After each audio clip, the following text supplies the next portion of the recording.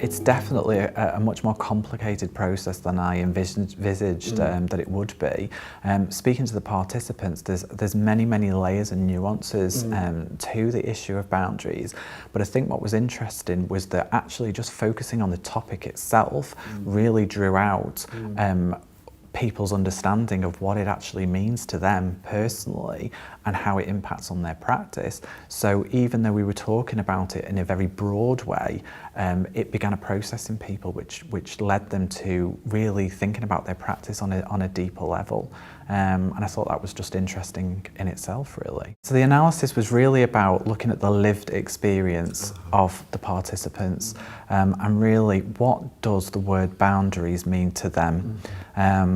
So we know what's out there in the counselling literature and the guidance that's given by the different membership bodies, but I really wanted to know what does it actually mean to the counsellors and therapists that I interviewed, and how does it impact on their practice, and to be able to get some real life examples of that, really. So what does it really mean for me and my own experience as a therapist? Yeah. And you said you looked at 5 person-centred, a psychodynamic and an integrative therapist.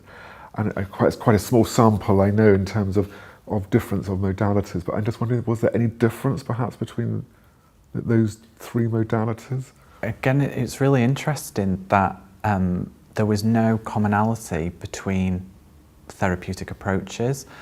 So all the person-centred therapists identified a different approach to boundaries and applied boundaries in very different and unique ways. So there was no commonality. I think there's some stereotypes out there in the literature in terms of how a person-centred or a psychodynamic counsellor or therapist would approach boundaries. But when I interviewed the participants, none of them fitted into that kind of stereotype of the therapeutic model that they were trained in. And actually, it was their own values that really drove how they approached boundaries and not necessarily the modality that they were trained in.